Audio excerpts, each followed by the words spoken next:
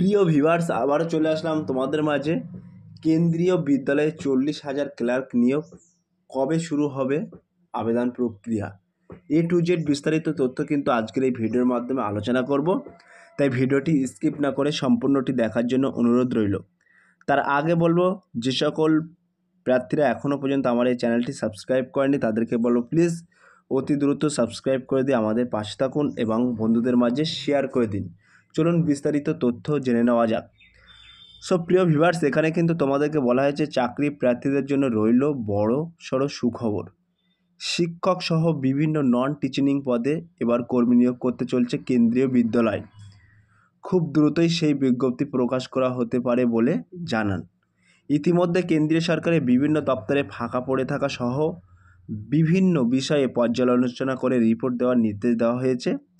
তার মধ্যে কেন্দ্রীয় সরকারের শিক্ষা দপ্তরে রিপোর্ট চাওয়া হয়েছে বলে খবর। কেন্দ্রীয় বিদ্যালয় একাডেমিক এবং নন একাডেমিক মিলিয়ে 40,000 জনকে নিয়োগ করা হবে। পিজিটি এবং টিজিটি শিক্ষকদের সঙ্গে সঙ্গে নিয়োগ করা হবে ক্লার্ক এবং পিয়ন পদে। প্রিয় ভিউয়ার্স, কেন্দ্রীয় সরকারের তরফ থেকে কিন্তু বলা হয়েছে বিদ্যালয়ে একাডেমিক ও নন একাডেমিক মিলিয়ে 40,000 জনকে কিন্তু নিয়োগ করা হবে এবং পিজিটি এবং টিজিটি শিক্ষকদের সঙ্গে সঙ্গে কিন্তু নিয়োগ করা হবে ক্লার্ক এবং পিয়ন পদে। তাই সকলেরই মনের একটি প্রশ্ন, নিয়োগ বিজ্ঞপ্তি কবে প্রকাশ করা হবে? আগামী 2-1 মাসের মধ্যে কিন্তু নিয়োগ সংক্রান্ত বিজ্ঞপ্তি প্রকাশ করতে পারে কেন্দ্রীয় বিদ্যালয়।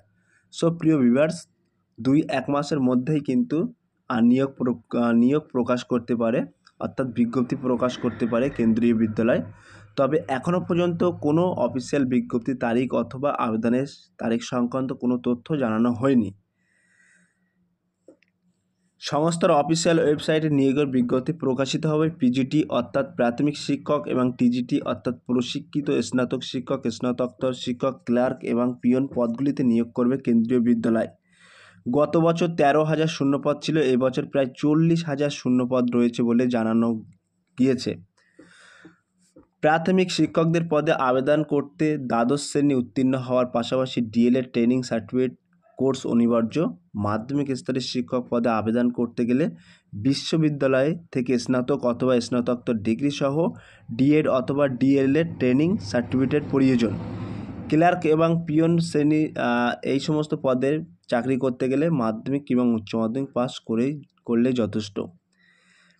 কেন্দ্রীয় বিদ্যালয়ের পক্ষ থেকে কিন্তু অফিসিয়াল বিজ্ঞপ্তি প্রকাশের পর নিয়োগ সংক্রান্ত বিস্তারিত তথ্য জানা যাবে।